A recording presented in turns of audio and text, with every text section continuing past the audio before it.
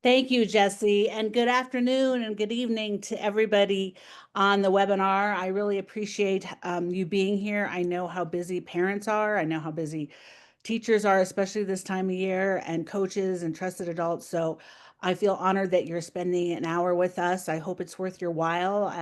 Thank you for being able to listen and share and hopefully take this information back to your communities. Like Jesse said, there'll be time for questions at the end. The slides will be made available and it will be up on our YouTube channel on the whole webinar either tomorrow or by Monday. So just wanted to let you know that. Okay, whoops. So today, well, first of all, my name is Julie Dreifeld, and I'm the National Director of Community and Outreach Engagement for One Chance to Grow Up. I love speaking across the country to educators and to prevention conferences, to schools, to youth serving organizations. And I actually talked to the TSA guy yesterday or last week in Minneapolis. He unpacked my bag and found all the flyers. So I got to tell him all about high THC in the adolescent brain. So um, I am married. I'm celebrating actually 27 years of marriage tomorrow with my beloved. We've been blessed with two giant Great Danes who I hope will be quiet during this webinar and three amazing children. I love kids. I can't even tell you how much I love my own kids. As parents, you know that immense feeling that you have in your heart. But I also love their friends, our youth council, kids. My friend has two foster babies. Those children, my nieces and nephews, the neighbor kids that sell me hot chocolate every winter. I have deep love for them, and I'm assuming that's why you're here today because you love kids, whether it's one particular one, collectively, individually, but you will do anything to protect them. So we'll be covering a little bit of information about what cannabis is, what hemp, kratom, psilocybin are.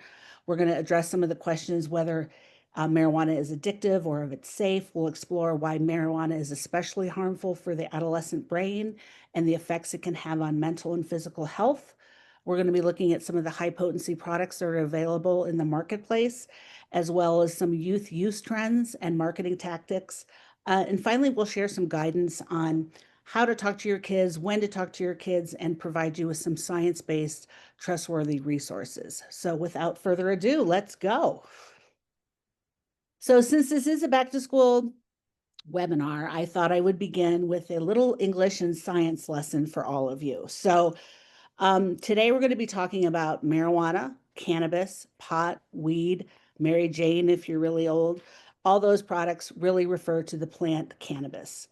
So there's two major components that we'll be covering today. THC, which is tetrahydrocannabinol. And if you were in person and you pronounce that properly, I would send you a little candy across the room. But it is tetrahydrocannabinol, and that is the substance that's primarily responsible for the psychoactive effect on a person's brain. And then we have CBD, which is cannabidiol, which is typically the non-psychoactive component and does not increase or induce a high. But that has changed with hemp, which is right here, which is it has changed the whole landscape of THC nationally by creating semi-synthetic and synthetic cannabinoids from CBD. There are also 100 other cannabinoids and 500 chemicals found in the plant, so CBD and THC are just two of them. So, and to be honest, I will be referring mostly about this product as marijuana because that's how it was legalized in the state of Colorado, which is where I live and where One Chance to Grow Up is based. And that's how it was legalized with Amendment 64 in 2012. But really, we're talking about that THC component. A quick 2-minute origin story of One Chance to Grow Up. We've been at the table since marijuana was legalized and commercialized in Colorado, and that is relevant because Colorado was the first state to create a commercialized market in the United States with Amendment 64 in 2012. So our founders applied to be stakeholders at the task force meeting that was going to figure out this brand new legalized market. So over the weeks of the task force meeting, it became abundantly clear that the ease of the consumer was ranked number one, and the health and safety of the community and children was literally ranked dead last. So at that moment, our mandate was set, and we have been protecting kids for 13 years. We are a nonprofit, nonpartisan organization. We have over 11,000 members across the country. We're the only organization that is solely focused on protections for our youth. We create transparency, empowerment, and education for policy change to protect these kids. We've impacted dozens of pieces of legislations, not just in Colorado, but nationally and statewide. And we are subject matter experts. We have been asked to speak across the country at national conferences, large organizations, and we feel that we are able to stand in front of you with the information that you need. So if you need resources, our website is www.onechancetogrowup.org, and you will be able to find any resource you would like there. So let's start with data. I know it's boring, it's not very sexy, and not very exciting, but it's really important to understand the landscape of these substances. So monitoring the future, this is where this data comes from. It is a survey that's funded by NIDA, which is part of the National Institutes of Health, and is conducted by the University of Michigan. It's an annual survey with tens, I think tens of thousands of students, yes, from across hundreds and hundreds of public and private secondary schools. The 2023 data shows the importance of social norming across the country with perceptions versus truth. Kids need to know that despite what they may believe when they look around their school, only 1 in 3 have ever tried marijuana or vape nicotine by the 12th grade. So not everyone is doing it. However, you can see my however on that slide. We do know that marginalized communities have significantly higher youth use rates. Those that are in the LGBTQ community, as well as Black, Brown, and Indigenous populations. Also of note, this year, for the first time in many years, females are, there's more percentage of females using than males. So just, all kids can be at risk for substance use, especially if certain factors are present. Family history of addiction, low school connectedness, peer pressure. Like my mother always said, you are who your friends are, and data does support that. But challenges also at home, if there's substance use issues at home, if kids are feeling rejected by their identity, or there's mental health struggles. But the good news is parent connectiveness, open communication, and active monitoring of your kids really is a huge protective factor. So I want to empower you all with that information as well. So I did quickly talk about social norming, and I think it's important to know what it is. It is something that you can use it, you can find the right information pretty much on any substance, but knowing that you want to find the accurate information on what a group behavior is doing. So knowing that 1 in 3, or I'm sorry, yeah, 30% of kids are using marijuana by the 12th grade and not everyone doing it is a fact that most kids need to know. And you're not relying on scare tactics. You're saying, guess what? This is the truth and not everyone is doing it. So I just wanted to clarify that. The other, however, that I had on that slide is this is the other caveat with the youth data that we have for all kids in the country is there is a 3 times increase in vaping. Vaping marijuana and vaping nicotine share the same Ys. There's ever-changing policy. There is incredibly kid-friendly flavors and products. My One Chance colleague this summer purchased a nicotine vape that was $9. It offered 600 to 1,000 puffs. It was offered in 14 flavors, and you could play Tetris and Pac-Man on it. And it was a $9 vape pen. So talk about customizable. This photo is a THC vape pen that I purchased in Oregon, and it shares the same name as a fabulous tasting Girl Scout cookie, Samoa's. The THC sticker fell off when I removed it from the package, so I thought that was very interesting. So kids could be hard pressed to know if they were even smoking THC or nicotine if they were offered this vape.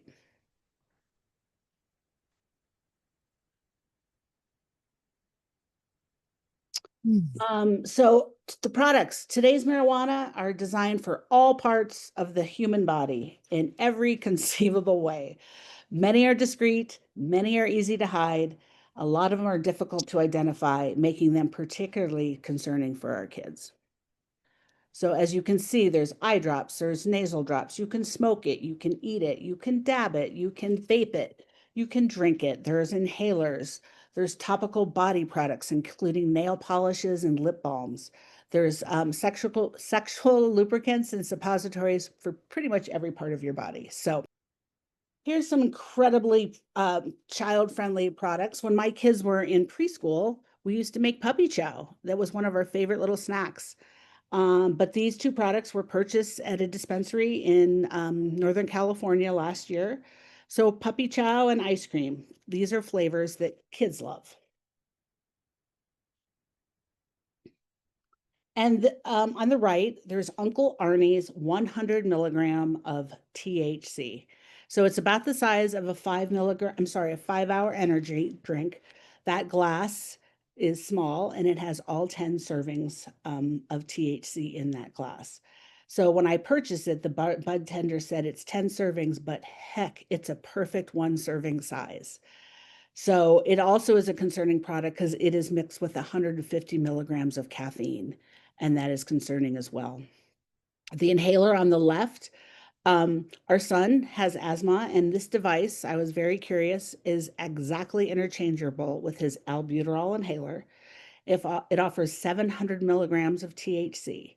So FYI, most high school students can self-carry inhalers, so this product could be easily hidden in plain sight, whether it's at home or at school.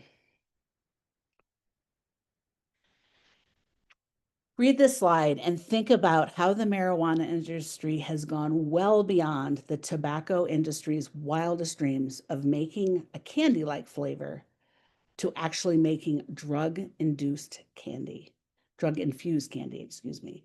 And as you can see, all around, just like big tobacco hooked youth generations before, big marijuana has arrived, and this is unfortunately where we are today. For good reason, there remains a lot of confusion of all these products for around the cannabis plant. So it's crucial to make these distinctions known for policymakers, for educators, for parents, and even for kids so they know what's out there. We need to showcase the products, the labeling, and the potencies and egregious packaging. To address this concern, the One Chance team regularly monitors the adult use marketplace or the recreational marketplace to stay informed of some egregious products and the risks that they're posing to our kids. So in 2018, we launched THC Photos to provide free, accessible visual references for products. Currently, we have 9 states representative. We are consistently adding new products in new states. This has been very instrumental in educating our legislators in Washington, D.C., as well as because they think it's weed in a baggie, and we're like, we're not talking about that anymore. So, as the saying goes, a picture sometimes is worth 1,000 words. These photos I took in Spokane, Washington, and I felt that they were so egregious that I really needed to document them. So we had malted milk balls, we had ranch pretzels, we have orange soda, and even chocolate chip cookie dough. So again, please visit THC Photos and know it is a resource for you to use. So on to marketing. I created the slide. I actually added the third line with the bee and the butter and all that just today because every day there's new emojis. So I just went on to see what else was new. And you can see some of them make sense, like the leaf or the tree or the smoke clouds. But we have a hospital with a leaf before it. So that's a medical marijuana dispensary reference. A plug is a cellar. A diamond is a kind of high concentrate you can get. Bees, butter, and honey are also high concentrate products. We have edibles. We have the infamous joint. And then high potency is gasoline, Christmas trees. I love Christmas trees, and the little rocket ship. So we know that these each have been confirmed to help with marijuana transactions, celebrations, sales, and promotions. So why does this matter? Data tells us that marijuana-related tweeting is associated with offline marijuana use.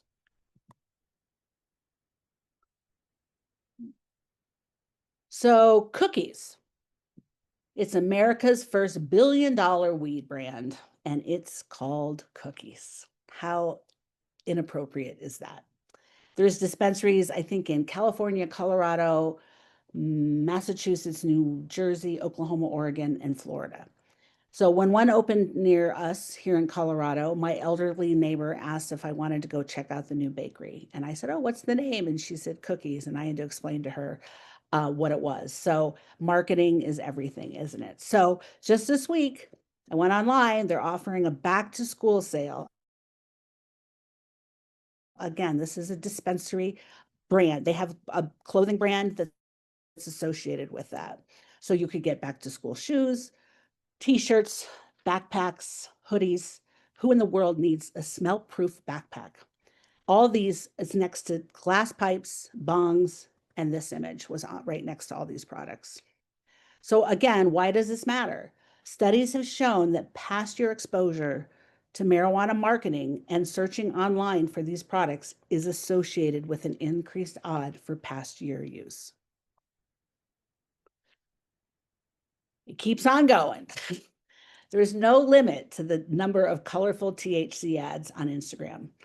Playdate approved. This immediately reminded me of a Happy Meal from McDonald's. So how old is that target audience? When my kids were in middle and high school, our first stop for back to school shopping was Vans. If you go to a Vans store, you will be shocked to see all the marijuana apparel that is in there. How many of you watched the Disney movie, The Incredibles? Even Etsy is selling this cute, quote, crocheted smoking pot plant. Again, there's a method to the madness. You create a customer early on, you create dependence and then potential of addiction, and now you have created a lifelong customer. Does this sound at all familiar, like tobacco? Marijuana can change the brain. Let me say that again. Marijuana can change, let me say, the adolescent brain. So we owe it to our kids to make sure all the adults in their lives get that. They have their back and they really understand what marijuana can do to the adolescent brain. Because the teen brain is still under construction, heavier long-term use can cause serious problems for our kids. The prefrontal cortex, which is the part in the very front, it is the part that controls judgment, self-control, decision-making, a lot of our executive function, does not fully develop in anybody until they're 25 to 27 years old. So think of it like a car. The teen brain has the gas pedal and it is ready to go. It is ready to learn, it is ready to explore, and it is ready to take risks. Those are all really important traits to create a productive, responsible human being adult.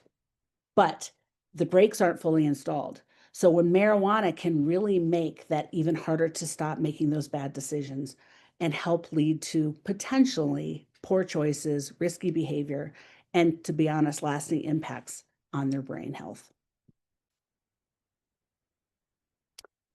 So this data is from 2015. So Colorado has seen a 800% increase in potency. That occurred while other cannabinoid concentrations remain the same. So the money is really in the addictive product, not addictive, in the high THC products. And why does this matter? Recent data in Colorado says those that use marijuana are 60% are using these high concentrate products. So really quickly, you can see it in this timeline from the years on the bottom that marijuana was pretty low potency, 1 to 4%. In 2000, medical marijuana was decriminalized here. So again, that wasn't a big uptick. That was a couple percentage points. 2010, medical marijuana dispensaries were opened, a little bit more of an uptick. But in 2013, 2014, the dispensaries opened and the arms race to high potency just exploded. Why does that matter? Again, I told you 60% of the kids are using it, but the serious problems, which we'll cover some of these coming up, are shown with that high potency THC. Because of this increase in potency, marijuana has created an addiction risk for our kids. Approximately 17% of all teen marijuana users will develop an addiction, and that risk rises significantly to 25 to 50% with those who use daily. There's a formal name for this. It's called cannabis use disorder. It can range in severity from mild to moderate to severe, with marijuana addiction representing the most severe form of cannabis use disorder. Please note, marijuana is the #1 substance for which adolescents receive treatment, with nearly 55% of youth admissions citing THC for entry into recovery programs. I do want to relay a trigger warning. The next several slides are going to contain references to significant mental health concerns, psychosis, violence, and suicide. So some of you may find that disturbing. If you do need help, please reach out and call 988, the suicide hotline. Really quickly, these are some signs of marijuana addiction. They can range from pretty benign red bloodshot eyes to anxiety, paranoia, fear, impaired coordination, ongoing use despite seeing these problems. There are withdrawal. You can withdraw from marijuana. It is not like heroin, but it is represents these issues: irritability, anxiety, sleeping, appetite issues, depression, which ironically, the marijuana industry does promote those to help those problems. So if a adolescent is trying to get off, they have an experience of these withdrawal symptoms, they might go back to using, thinking that might help them. The good news is there are treatment options that have been viewed very successfully for our kids. So this study confirms the increased risk of high potency and its linked to psychosis. For this study, the definition was over 15%. So remember those, some of those vape pens had 60, 70, 80% THC. So all of those products fit into this category. So if they were using on a regular basis, the participants increased, the risk of psychosis increased by 3-fold. And if they were daily users, it increased by 5-fold. I want you to note that in the 3 most established marijuana markets in the country, which are Oregon, Washington, and Colorado, 93% of the products are over 15%.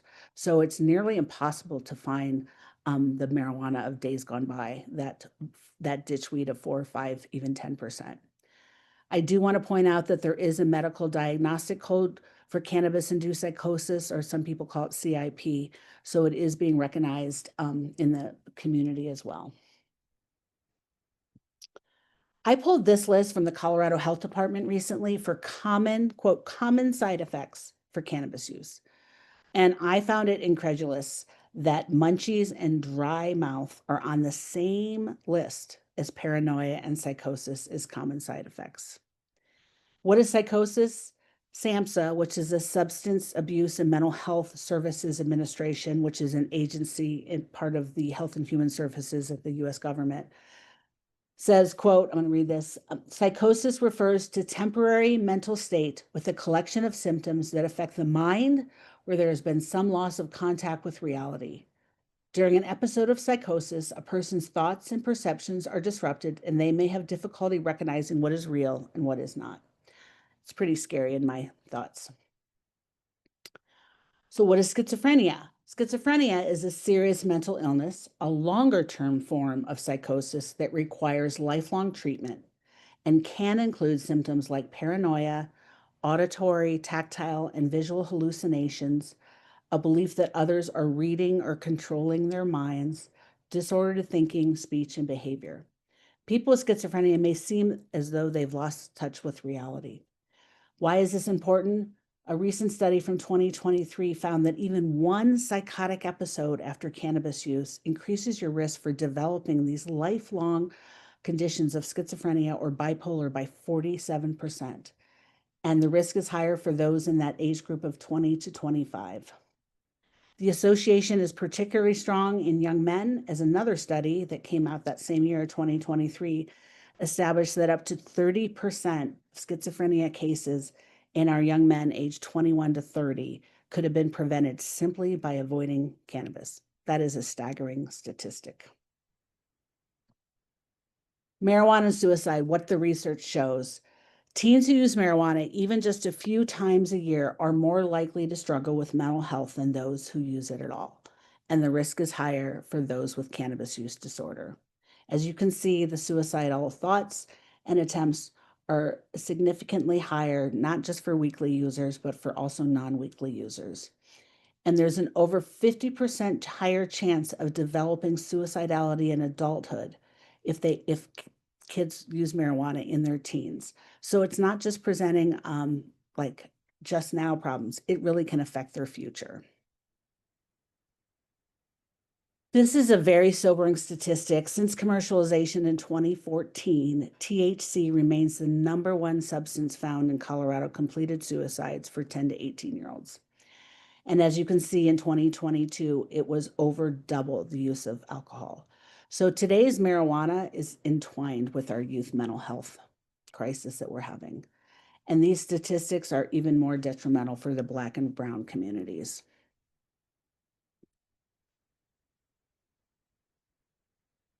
Um, I usually ask the question when I'm in person, but has anyone ever heard of cannabinoid hyperemesis? And usually the answer is not many in the room unless you're in the medical community. So it's sometimes called the disorder of marijuana commercialization.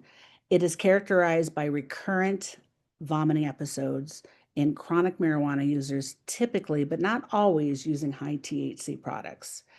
It's traditionally relieved by hot showers to some extent, but so hot that people come into the ER with second and third degree burns. Uh, they call it scromiting because it's usually combined with vomiting and screaming. Um, it's a horrible sound. It's very expensive with evaluations close to $77,000 per person because they have to do admissions and endoscopies and colonoscopies. It does not respond to traditional anti-nausea meds, and the only way to stop the pain is to stop using THC and marijuana. And it can take 4 to 6 months for symptoms to resolve. And there have been multiple case studies of death published from that. These are warnings that the state of Colorado issued for all high concentrate products that are sold. There's a handout that's available on our website that have this. Unfortunately, this was not pushed out like we were hoping it to. So One Chance to Grow Up decided to create a digital and billboard campaign that had these warnings. As you can see, they are significant: psychosis, dependence, addiction, and mental health issues. So um, it has been a very, very successful, like I said, educational campaign, digitally and billboard wise, in both Spanish and English languages. Gateway. Oh, goodness. Gateway can be a very polarizing word or phrase, but I really want to clarify what I'm talking about. The definition of gateway is a means of access or an entry point. Our daughter lived in Vancouver this past year, and I crossed the Canadian US border multiple times since last November. There was a gateway town, a place where I began my journey into Canada. Marijuana fits that definition, a place where kids begin their substance journey. And for the large majority of our kids, this begins with alcohol, nicotine, and or marijuana. So I want you to see that. So we do know in our country we have a massive opiate crisis going on. So there is significant associations with THC use at 14 with opiate use at 19. Other studies tell us you have a heightened risk for progressing to other drugs. Teen THC is strongly associated with future high-risk use of other substances. And first use of marijuana before 18 is the highest contributor to opiate use disorders, much higher than early initiation of alcohol. And I'll have all those data points for you when you receive the slide deck. I also want to talk about some of the physical effects of adolescent teen use. We know with cigarette smoke that smoking or vaping anything is not good for your cardiovascular system. So smoking or vaping THC can damage the lungs. It can complicate asthma. It can increase heart attack and stroke risk, especially after using high THC. There's some reproductive side effects. It can negatively impact both genders with hormone disruption. And we just heard about CHS, so it definitely has an impact on the gastrointestinal disruption as well. So I want to clarify, I've shared a lot of scary science, But these are not scare tactics, but potential outcomes when teens use THC. I'm also not saying that all these outcomes are inevitable with teen use. Some kids have no issues, not most kids, some kids have no issues. However, science is revealing more and more month after month after month that there can be devastating consequences on the adolescent brain with THC use. I also want to report and let you know that recovery is very possible with sobriety programs, cognitive behavioral therapy, motivational incentives with sobriety.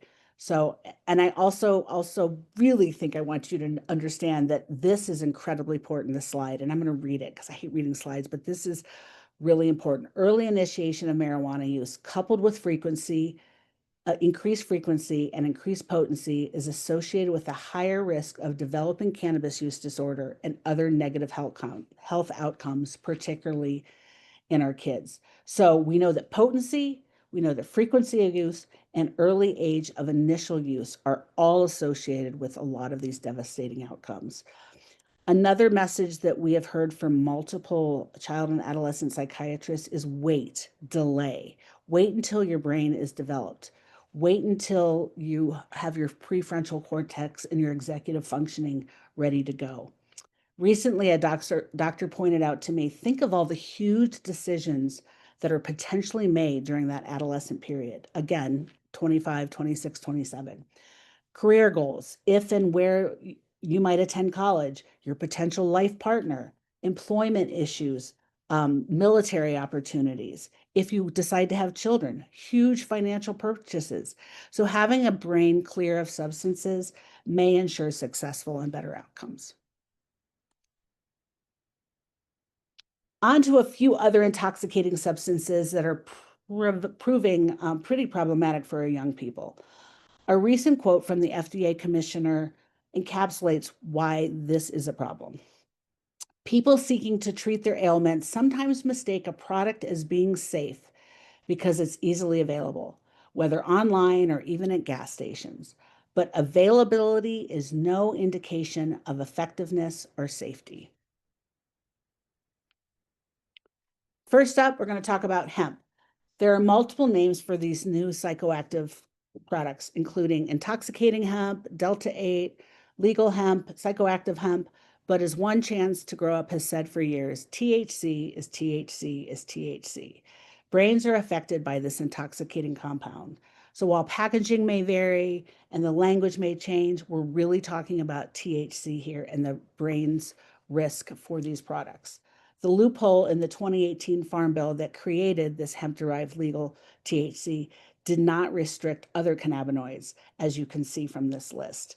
So we have the creation and sale of intoxicating brand new cannabinoids without any regulation, without little or no testing for safety.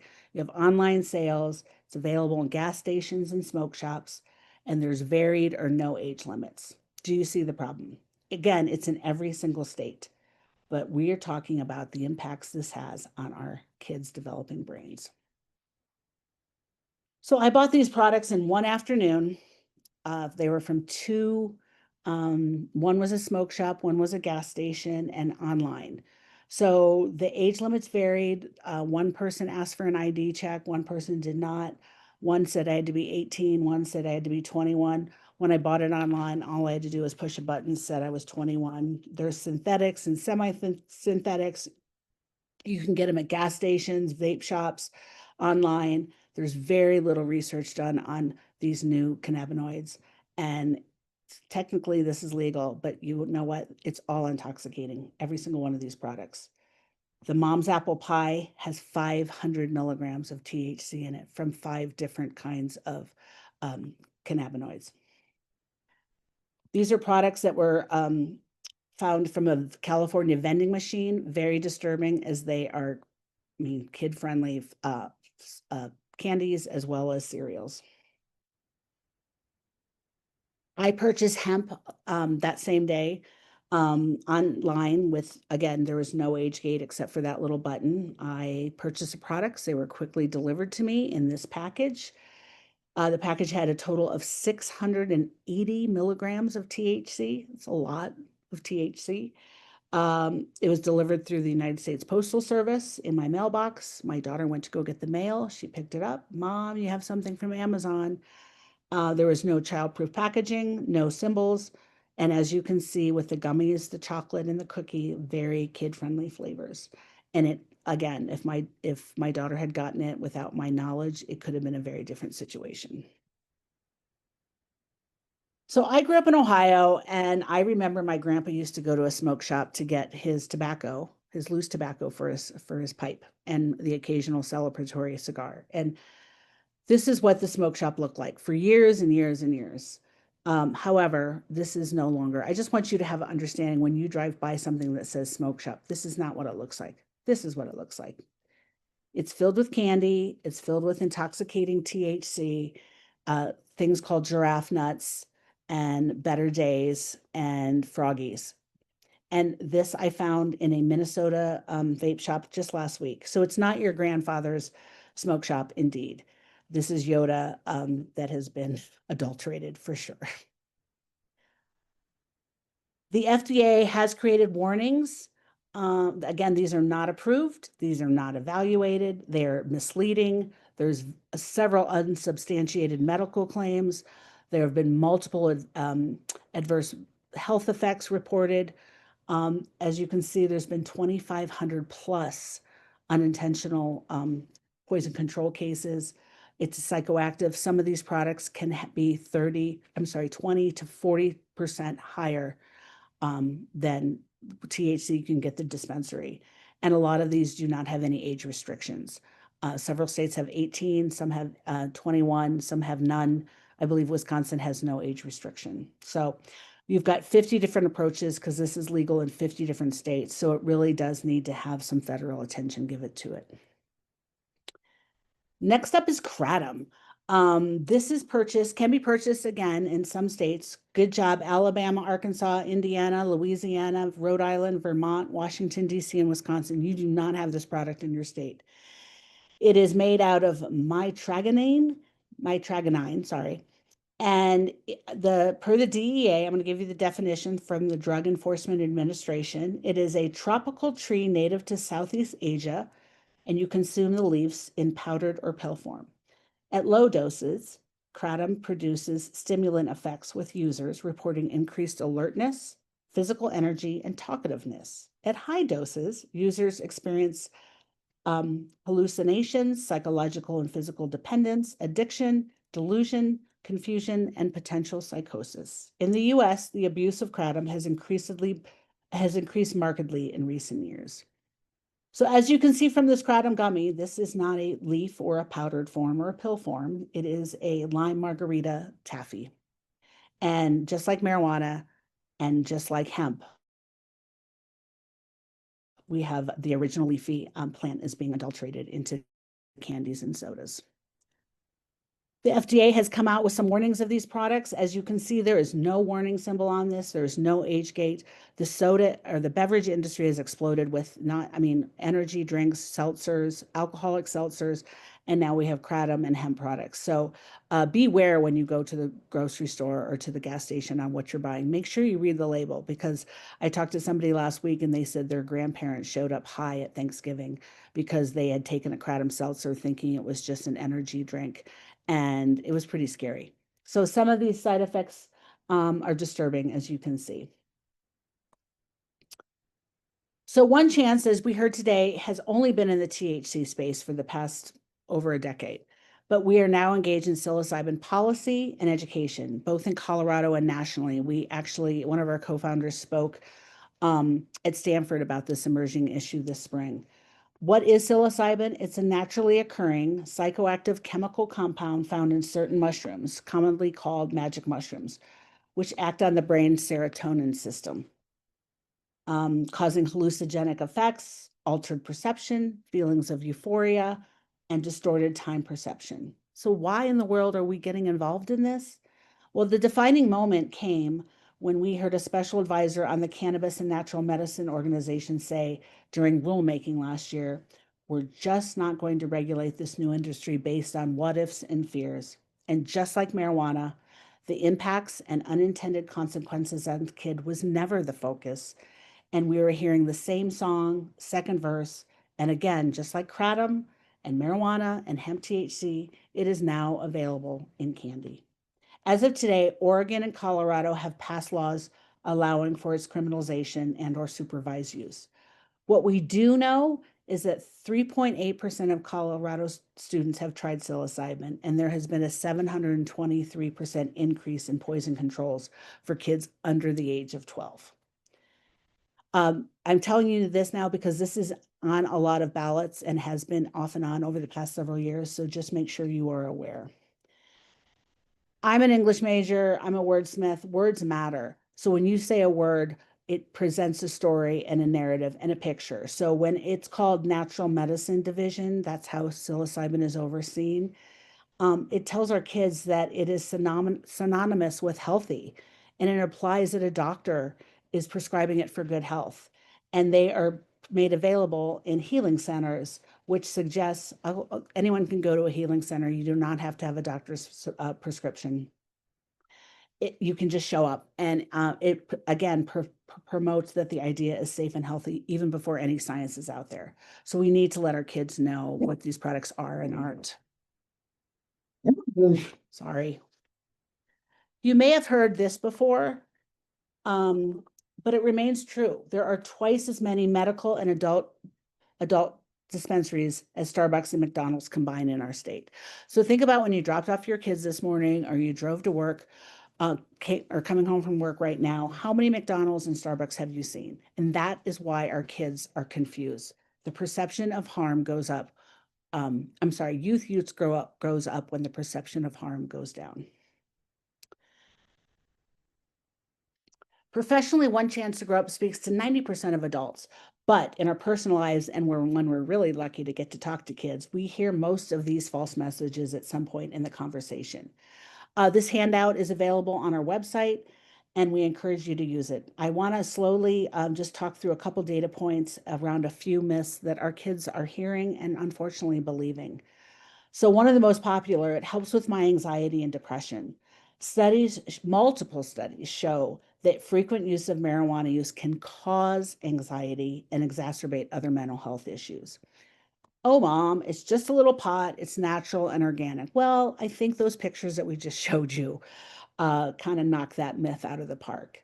It helps with sleep. It's safer than alcohol. As we talked about, marijuana can lead to the development of substance use disorder and addiction, just like alcohol.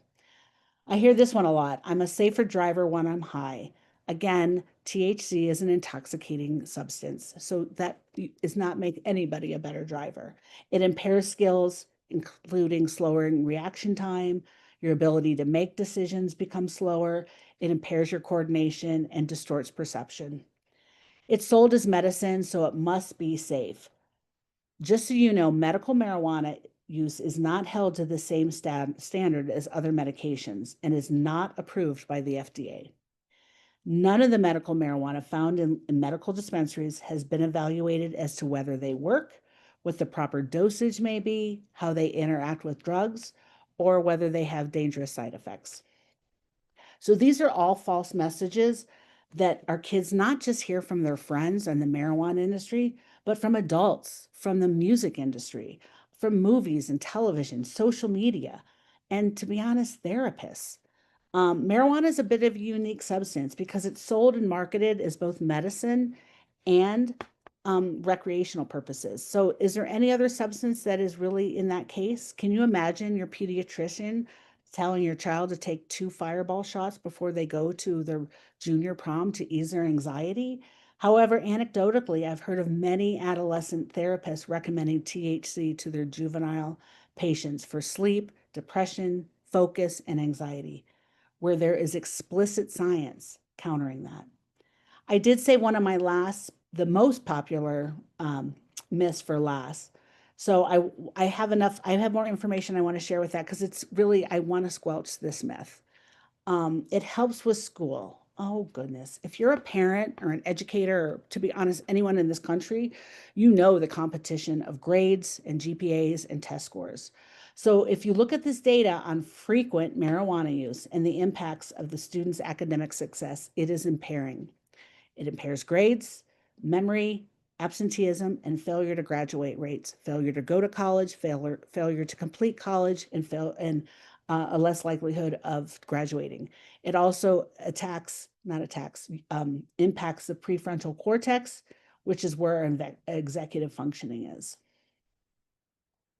And all marijuana users in this study reported lower GPAs than non-users. So the time is now. Let's talk to our kids. How do you want to talk to your kids? Why is it important? Look at this data point. Progression from first use to regular use. Kids that use substances, they usually begin around 16 and a half years old, both marijuana and alcohol. But it takes over 2.5 years for a student to become a regular user for alcohol, but 2.5 months for marijuana, which really shows, again, going back to that addiction factor. Last January, the Wall Street Journal published a very heartbreaking and eye-opening article called "More Teens Who Use Marijuana Are Suffering from Psychosis," confirming all we have learned over the past decade. I personally have a relationship with Dr. Levy, Dr. Lev, and Dr. Randall, and their stories confirming these quotes are devastating and heartbreaking. And knowing that we have a huge population we can no longer fix is hard to hear. Okay, so how are you all feeling right now? I've thrown a lot at you. I've shared a lot of the potential outcomes of THC use. Well, the word "and" is incredibly important for me, both personally and professionally. And I have it in my office here, and I have a large ampersand that I have to remind me of that on a daily basis. And the word "and" is super important for us today.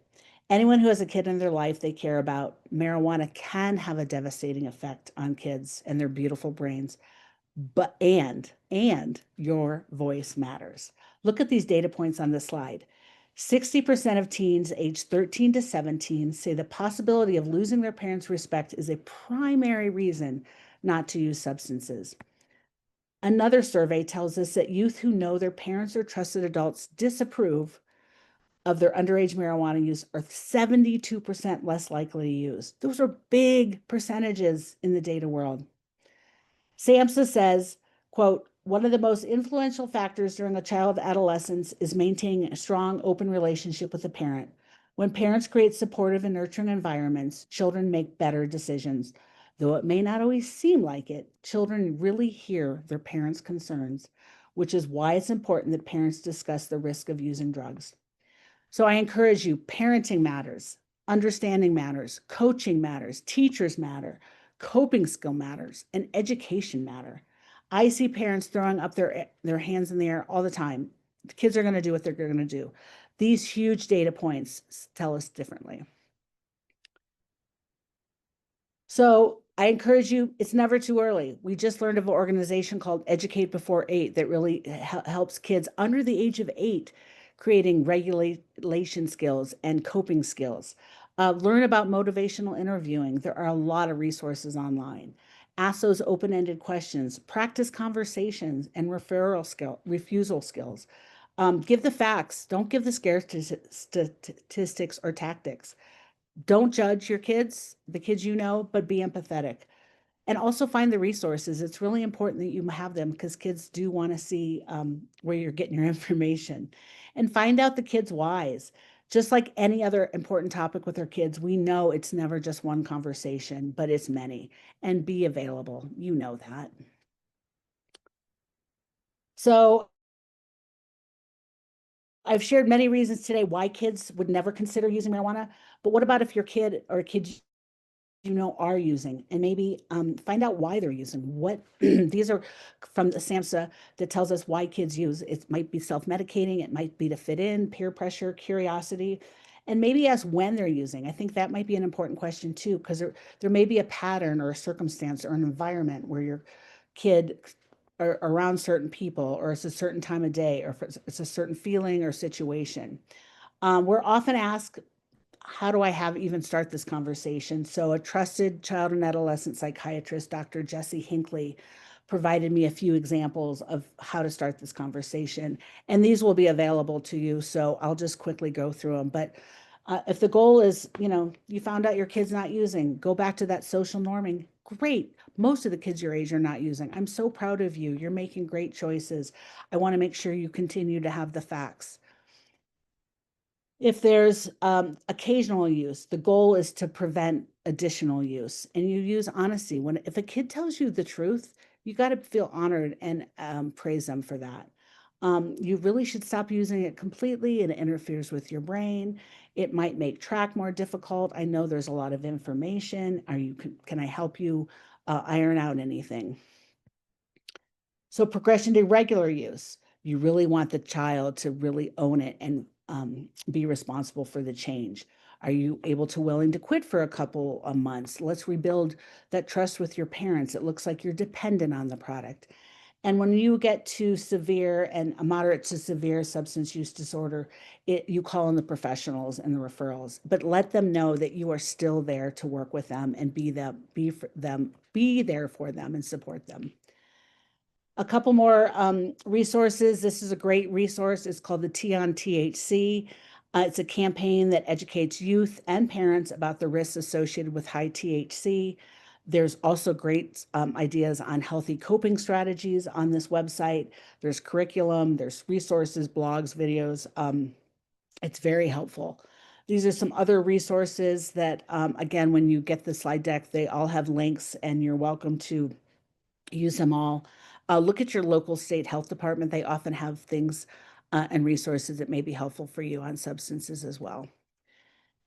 These are products or resources that we have available on our website. We have multiple newsletters. We have tangible items like homecoming resources and posters. So please reach out. There's a marijuana free zone initiative, both in Spanish and English language, that has been very successful across the country. And we would love to hear from you on any of that. We do have a Spanish language toolkit as well. So what can you do today? Help us keep and take the kids out of this marijuana commercialization equation. Kids have one chance to grow up and they deserve it. So there's a call to action on our website at the top, which educates legislators to keep THC out of candy, to lower potencies, and to protect our kids with data collection as well. We are open to come speak to your organizations. I urge you to talk to your elected officials and to share the harms about THC. So I will leave you with this. Thank you again for listening to what we talked about. We covered a lot of things, but you care deeply about the kids around you. That's why you're here today. So Jacques Cousteau's quote was talking about his ocean and the animals and critters underneath. As I told you from the beginning, I protect what I love, and that's kids, all kids. That's my why. Kids need to be protected. We need to continue to educate parents, policymakers. Our world is very complicated, it's confusing, and it's filled with false narratives and profit-led messages that are really aimed at our kids. So the stakes are high, and we need all kids to reach their full potential, and they have one chance to grow up. So thank you very much.